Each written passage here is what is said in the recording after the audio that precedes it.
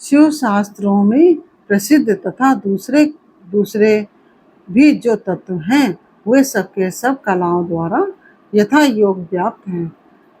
परा प्रकृति के जो आदि काल में 5 परिणाम हुए वे ही निवृत्ति आदि कलाएं हैं। वे 5 कलाएं उत्तरोत्तर तत्वों से व्याप्त हैं। ओम नमः शिवाय। कैसे हैं आप लोग? ईश्वर कृपा से आप सब अच्छे होंगे। ईश्वर सबके कृपा बनाए रखे, सबका कल्याण करे। आज मैं बताने जा रही हूँ श्री शिव महापुराण के वायवी संहिता पूर्व खंड अध्याय नंबर 29 जगत वाणी और अर्थ रूप है इसका प्रतिपादन।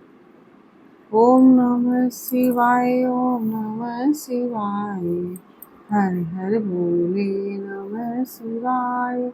गंगाधराय शिव गंगाधराय, हर हर बोले नमः शिवाय। नमः शिवाय, ओम नमः शिवाय, हर हर बोले नमः शिवाय। ओम नमः शिवाय। वायु देवता कहते हैं, महर्षियों अब यह बता रहा हूँ कि जगत की वागार्थात्मकता की सिद्धि कैसे हो गई है। 6 ऊर्ध्वाओं यानी कि ऊर्ध्वाओं का मतलब होता है मार्गों का सम्यक ज्ञान मैं संक्षेप में ही करा रहा हूँ, विस्तार से नहीं, क्योंकि कोई भी ऐसा अर्थ नहीं है जो बिना शब्द का हो और कोई भी ऐसा शब्द नहीं है जो बिना अर्थ का हो। अतः समयानुसार सभी शब्द संपूर्ण अर्थों के बोधक होते हैं। प्रकृति का यह परिणाम शब्द भावना और अर्थ भावना के भेद से 2 प्रकार का है। उसे परमात्मा शिव तथा पार्वती की प्राकृत मूर्ति कहते हैं। उनकी जो शब्दमयी विभूति है उसे विद्वान 3 प्रकार की बताते हैं, स्थूल, सूक्ष्म और परा। स्थूला वह है जो कानों को प्रत्यक्ष सुनाई देती है, जो केवल चिंतन में आती है, वह सूक्ष्म कही गई है।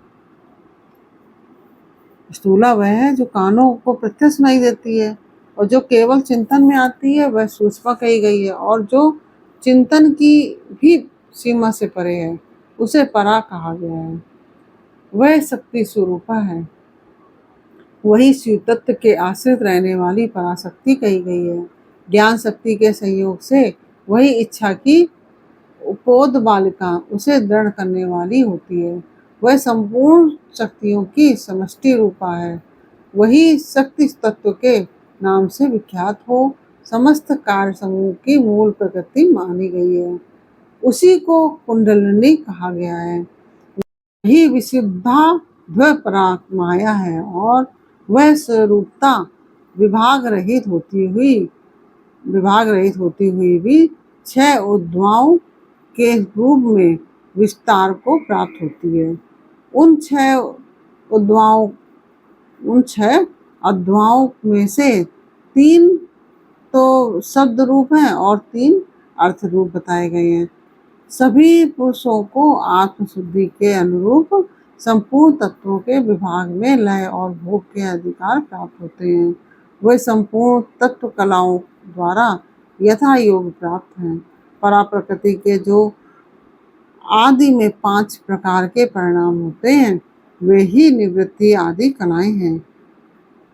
मंत्राध्वा, पदाध्वा और वर्णाध्वा, ये 3 अध्वा शब्द से संबंध रखते हैं तथा भुवनाध्वा, तत्वाध्वा और कलाध्वा ये 3 अर्थ से संबंध रखने वाले हैं।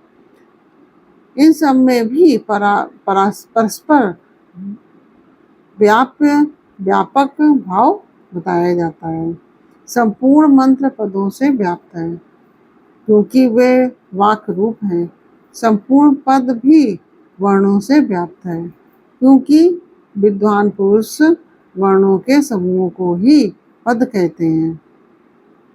वे वर्ण भी भुवनों से व्याप्त हैं क्योंकि उन्हीं में उनकी उपलब्धि होती है।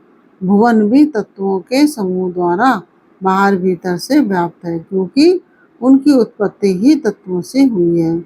उन कारणभूत तत्वों से उन कारणभूत तत्वों से ही उनका आरंभ हुआ है। अनेक भुवन उनके अंदर से ही प्रकट हुए हैं।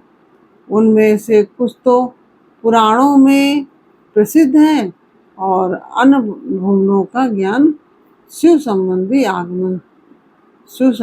आगम से प्राप्त होना चाहिए। कुछ तत्व सांख्य और योग शास्त्रों में भी प्रसिद्ध हैं।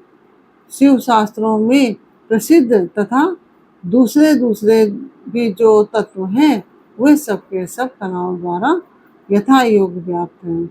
परा प्रकृति के जो आदि काल में पांच परिणाम हुए वे ही निवृत्ति आदि कलाएं हैं। वे पांच कलाएं उत्तरोत्तर तत्वों से व्याप्त हैं। अतः पराशक्ति सर्वत्र व्यापक है। वह विभाग रहित होकर भी 6 अध्वाओं के रूप में विभक्त है। शक्ति से लेकर पृथ्वी तत्व पर्यंत संपूर्ण तत्वों का प्रादुर्भाव शिव तत्व से हुआ है।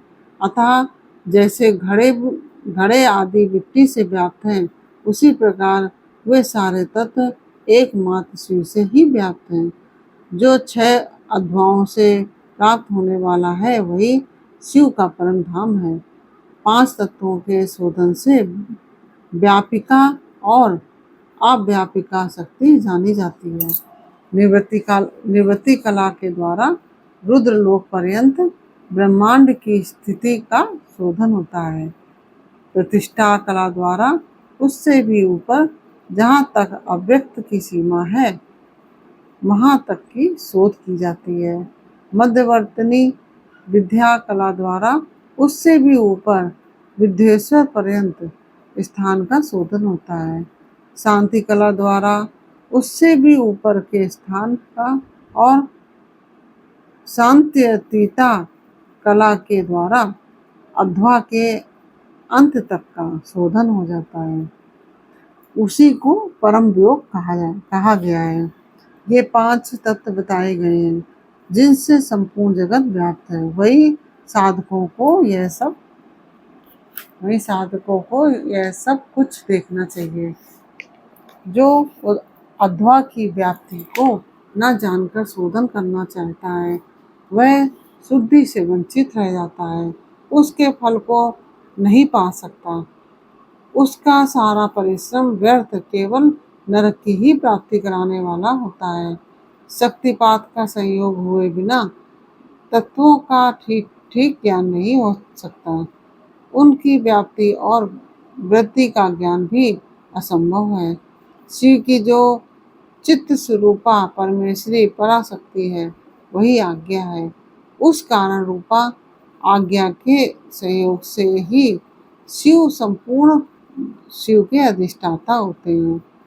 विचार दृष्टि से देखा जाए तो आत्मा में कभी विकार नहीं होता। यह विकार की प्रतीति माया मात्र है, ना तो बंधन है और ना उस बंधन से छुटकारा दिलाने वाली कोई मुक्ति है। शिव की जो अव्यभिचारिणी पराशक्ति है वही संपूर्ण ऐश्वर्य की पराकाष्ठा है। वही उन्हीं के समान धर्म वाली है और विशेषता उनके उन विलक्षण भावों से युक्त है। उसी शक्ति के साथ शिव गृहस्थ बने हुए हैं और वह भी सदा उन शिव के साथ उनकी गृहिणी बनकर रहती है। जो प्रकृतिजन जगत रूप कार्य है वही उन शिव दंपति की संतान है। शिव करता है और शक्ति कारण, यही उन दोनों का भेद है। वास्तव में एकमात्र साक्षात शिव ही 2 रूपों में स्थित है। कुछ लोगों का कहना है कि स्त्री और पुरुष रूप में ही उनका भेद है। अन्य लोग कहते हैं कि पराशक्ति शिव में नित्य समवेत है। जैसे सूर्य प्रभा सूर्य से भिन्न नहीं है, उसी प्रकार चित्त स्वरूपिणी पराशक्ति शिव से अभिन्न ही है। यही सिद्धांत है। अतः शिव परम कारण है, उनकी आज्ञा ही परमेश्वरी है। उसी से प्रेरित होकर शिव की अविनाशी मूल प्रकृति कार्य भेद से महामाया माया और त्रिगुणात्मिक प्रकृति इन तीन रूपों में स्थित हो। अध्यायों से अध्यायों को प्रकट करती है। वह 6 प्रकार का अध्या वागर्थमय है, वही संपूर्ण जगत के रूप में स्थित है। सभी शास्त्र समूह इसी भाव का विस्तार से प्रतिपादन करते हैं। इस प्रकार से यह अध्याय पूर्ण हुआ। यह अध्याय आपको कैसा लगा यह मुझे कमेंट बॉक्स में अवश्य बताइए। अच्छा लगा हो तो वीडियो को लाइक शेयर अवश्य कीजिए और कमेंट में ओम नमः शिवाय अवश्य लिखिए। फिर मिलते हैं आपसे अगले अध्याय के साथ अगले वीडियो में। तब तक के लिए ओम नमः शिवाय। राधे राधे।